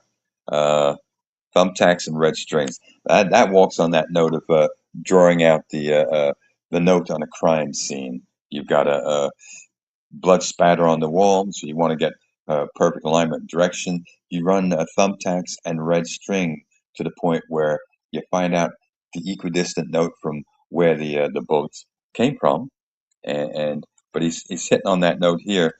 The FBI would throw up their hands, quit with prejudice, hanging that company jagged string to 1,000-yard distance. That idea that the mind is so uh, fragmented in the moment that nobody would understand what they're seeing, well, especially the FBI, would not understand what they're seeing in the moment because none of it makes any sense. Then all the questions. What was deception? When will the answers arrive? Will the wait be so long? Is it even worth it to know? Are some truths better left unsaid? Now, that kind of walks into the idea of one looking at art and asking the questions of, hmm, what is that? Uh, hmm, what was he thinking? And sometimes those are great questions to ask, but other times it isn't a matter of what he was thinking or what um, the artist was trying to convey. It's the idea that sometimes, well, some truths are better left unsaid. You're left with the notion of figuring it out for yourself and coming to your own conclusion rather than having input to give you that conclusion. So therefore, you're looking at it with fresh eyes instead of with eyes that are off of someone else's mental note. Um, what else we got here? They say it's just electricity, but I'll avoid the pink mist, blowing out what shouldn't be eaten without a body you still remember, so there is no escape. The idea uh, of the mind itself. They say it's electricity.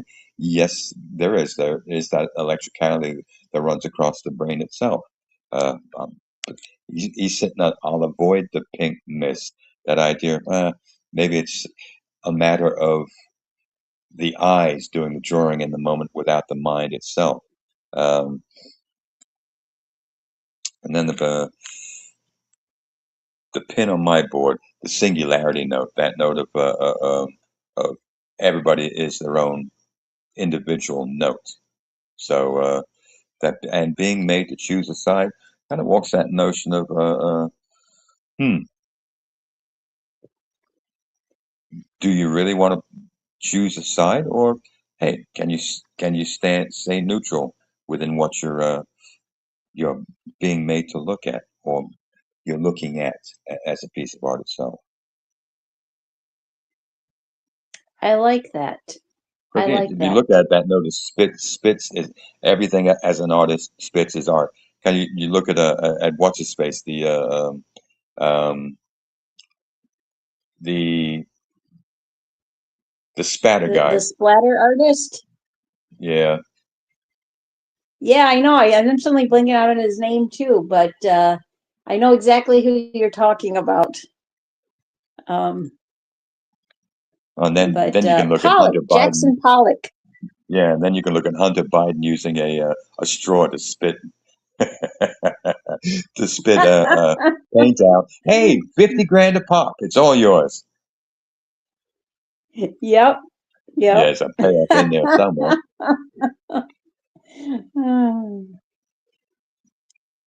Oh my gosh.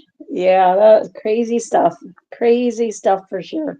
But yeah, the title, which he did put in quotation marks, is actually the quote, one of the quotes put up in the contest as inspiration. Everything an artist spits is art. But he also was inspired by the painting or the artwork um, attached to his poem. I think this is a great write by Free Verse Agate. Wonderful inspiration taken by the from the artwork. I like how this speaks on a journey of individuality, like learning to think for yourself. And you referenced that, Rex, and the idea that when we look at artwork, that we should get out of it what we can without having necessarily to have somebody explain it to us. I mean, it's great to hear other people's thoughts and inputs, but you also have to form your own thoughts. And I like how he speaks on the idea that you have to learn in other aspects of life to think for yourself. I think an especially strong lines is they say it's just electricity, but I'll avoid the pink mist blowing out what shouldn't be eaten. Without a body, you still remember, so there is no escape. I like how that speaks on the idea of, remembering to take care of both the body and the spirit. And the stanza after that, speaking on the idea of faith and how faith is an individual journey.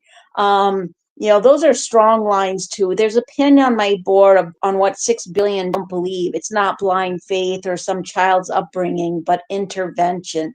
And sometimes there can be a blindness to faith, but I think that's part of what makes it faith. And there are people who they have a certain spiritual belief because that's what they grew up with. But there's also many people that becomes their path. They choose the path that they want to walk. And there, I think what this another thing this poem makes me think of is the idea that, yeah, there are moments where you don't have to choose sides, but there are also moments where you have to decide what's right, what's wrong, and you need to step over to the side of the fence where you need to be because you need to stand up for what you believe is right. This is absolutely just an amazing write by Free Verse Agate, and very well done. I will say this is not going to be an easy contest to judge, not only because of the amount of rights, but because of the quality of rights. And up next, we have What Wouldn't Stay by Zan VB. And go ahead, please, Rex, and give that a read. What Wouldn't Stay by Zanny VB. The painting never tells me what it wants, only what it refuses. I arrive with experience. It refuses. I arrive with confidence. It refuses. I arrive knowing what has worked before. It refuses that too. Hours pass. The canvas fills with beautiful failures. Every mark I am certain of loses its spark. Every correction makes it less alive. I leave the studio frustrated. The next morning I return with another plan, another answer, another way to make it work. It refuses all of them. Sometimes I grow so tired of trying to make it happen that I throw paint across the canvas, not carefully, not beautifully, just enough. For one impossible moment it breathes. Something appears I never could have planned, a hit of joy. Then, almost without thinking, I step closer, trying to make the splatter mean something. I lose it. It was never asking to be understood, only allowed. End poem. Great read there, Rex.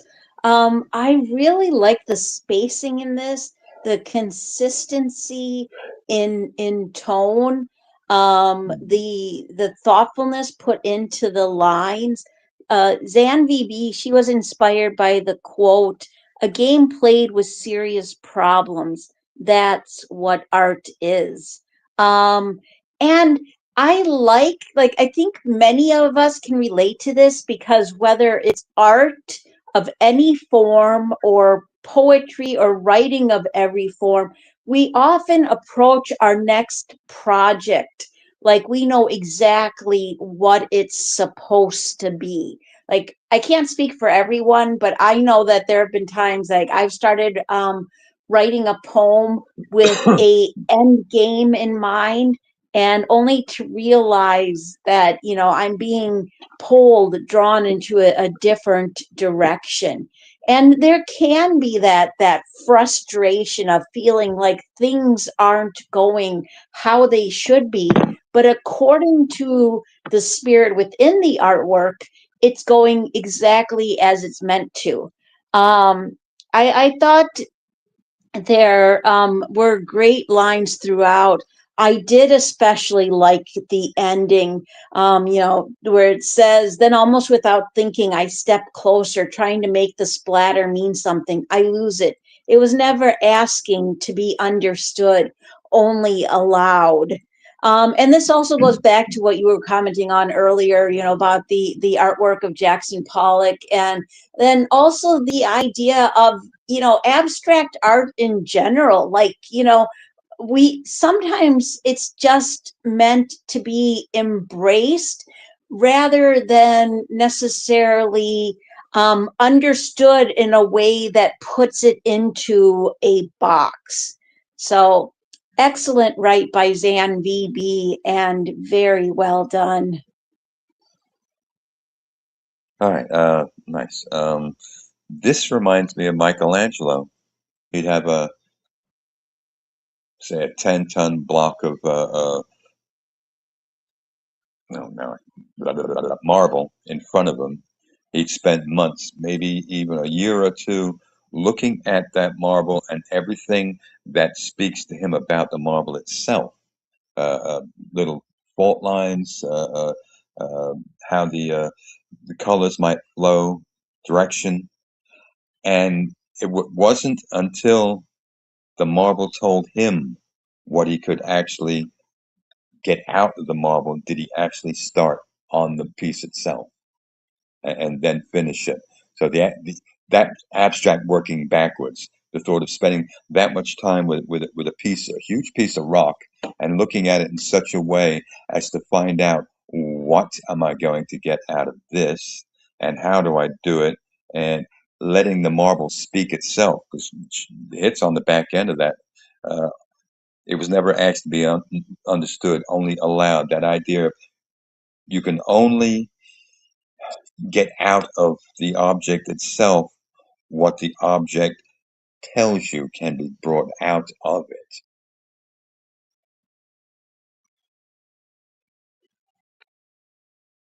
I like that. I like that. Yeah, I remember reading that too about uh Michelangelo. Very cool connection there, Rex.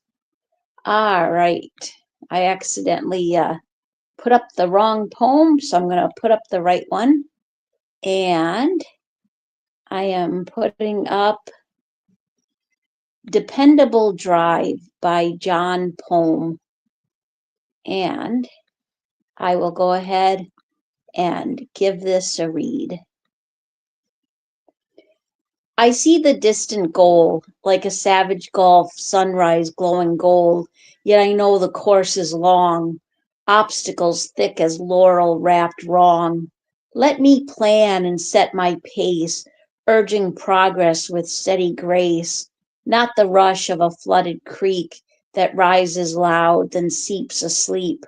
I will go slow as spring underground, cutting limestone without a sound, patient past the drought, past blame, dependable and always the same. The vision tarries, but I'll wait. A man may plan, but God sets the gate. And should the powers of this world fail, and love grow fraught, worn thin and frail, let me summon the will to go on, trusting God's hand that set the dawn, believing this course, however hard hewn, was cut like water carven stone. End poem. Nice read there, Pam. Thank you very much. I like this for the extended metaphor he's played on that note of water itself. Water always takes the course of least resistance, but sometimes it has its own little blocks in the way until it finds another angle to be pursued, and then still finds the course of least resistance. So he's sitting on that. Let me plan and set my pace using urging process with steady grace, not the rush of flooded creek that rises loud and then seeps asleep. I will go slow as spring underground, cutting limestone without a sound. So the idea of even with those blockades in life, uh, being loud and mm, ostensibly uh, dynamite doesn't always provide the best result. You can wear something down by just keeping at it and staying the course of where you're supposed to go. This does hit on that idea of path of least resistance, and sometimes you got to grind a little. Absolutely, absolutely. Well said there, Rex. Yeah, I like how again we've got a poem about a personal journey, personal growth. Makes me think of, the best laid plans of mice and men often go awry. He took inspiration from the quote, "A game played with serious problems is what art is." And he says, "This is how I see daily life." The games played with serious problems. So yeah, I like how this speaks on moving forward and acknowledging that you have a vision in life. But sometimes those visions don't always go as planned. I do really appreciate the metaphor of creating a path and the idea of the way water carves stone consistently and with a gentle pressure. Wonderful write by John Poem and very well done. All right. So our last poem of the night is going to be Fragments of Silver by Ben Thiessen. And go ahead, please, Rex, and give that a read. Fragments of Silver by Ben Thiessen. Slivers of silver descend through the cold, down to folds where the shadows take hold. They sink in the mist born out of the heat, where hell's purple fire and the underworld meet. A sharp silver dagger then plunges below, striking the earth with a shattering blow. Its spine drinks the shards it scattered apart, fusing fragments of silver into a single heart. The boundary shudders, the center awakes, a cold metal mind rising out of the breaks. A blinding white spark cuts the violet night, splitting the dark with a pale, killing light. The boundaries snap and the walls disappear, sucked into the core as the crisis draws near. Violet fire circles the blinding white, swirling in fury around the newborn sight. Silver and flame in their violent design forge a new blend that is dark and divine. Hell awakes as the elements blend, a god made of fragments assembled to ascend.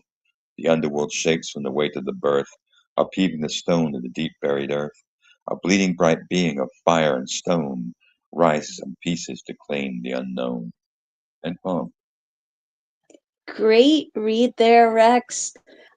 This is an absolutely amazing rhyming poem by Ben Thiessen. It has a great flow to it. He was another one that was inspired by the quote, "New things had to be made out of fragments." Um, I like how I like the mythological feel of this. And the idea of a world that's made from violence, made from the broken pieces of a society that chose destruction. It has definitely a very story feel to it. I like how it feels like almost as if it's the idea of a society that has to start over again, from the broken pieces that, that that has it has been shattered into. And I thought there were great lines throughout, but I have to say, I did especially like the last three stanzas, starting with the boundaries snap and the walls disappear, sucked into the core as the crisis draws near. The sudden realizing that that speaks to me on the idea of realizing there's a problem too late to stop it. So excellent write by Ben Thiessen, and very well done. Nice, thank you, Pam. It's cinematic in its offering, and it does paint a quite the unfolding angle of what is going on. That note, slivers of silver descend through the cold, down to folds where the shadows take hold. They sink in the mist born out of the heat, where hell's purple fire and the underworld meet. So you get a kind of note of the separation of heaven and hell, so to speak. Then that thought, a sharp silver dagger then plunges below, striking the earth with a shattering blow.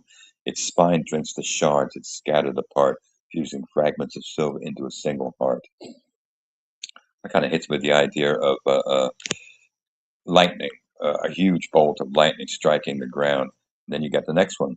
The boundary shudders, the center awakes, a cold metal mind rising out of the breaks. A blinding white spark cuts the violet night, splitting the dark with a pale, killing light.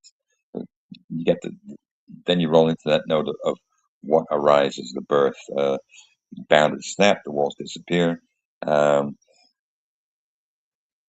and fury at the blast. So you get this huge burst of flame out of that silver penetrating the ground. The earth is rendered, and what comes up is the back end of it. Hell ever wakes as the elements blend. A god made of fragments assembled to ascend. He went with the small g on that. See, looking at the underworld god, and then he hits on. The underworld shakes in the weight of the birth, a peep in the stone of the deep buried earth. A bleeding bright being of fire and stone rises from pieces to claim the unknown. So, a note of fantasy, cinematic. Yeah, yeah. And you're right, it does have a very cinematic presentation, which I very much enjoyed. So great comment, Rex. And great show tonight. Yep. Thank you as always for being such an amazing co-host. We will have, I believe, about 7 carryovers. Our carryovers will be Orange Sage, Way Down Upon Joy, Emily Dickinson, Captain Kerr, Rose Winter 515, I'm Mark Hanks, and Naomi Sarah, and of course anybody that didn't hear their name on that list and didn't get their poem read. That's because I didn't have permission from you, and you just need to message it from me. Um, so thank you to everyone who is listening now or will be listening later and who provided rights for the show. We really appreciate you all. Thank you to Yumpy, Robbie, Errant.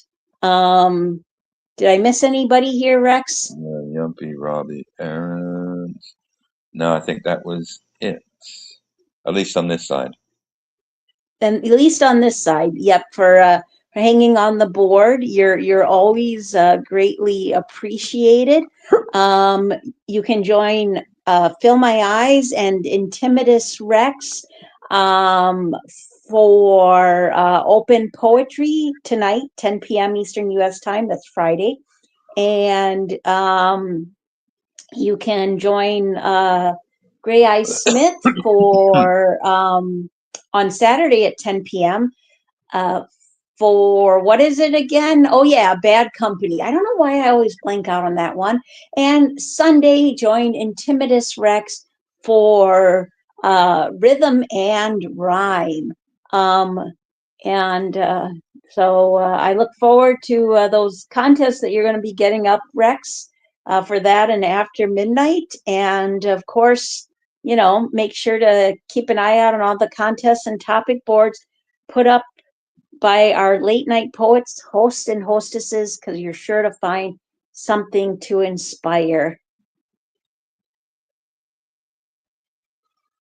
All right, gang. Good night. Have a good night, Rex. Have a good night, everyone. Bye.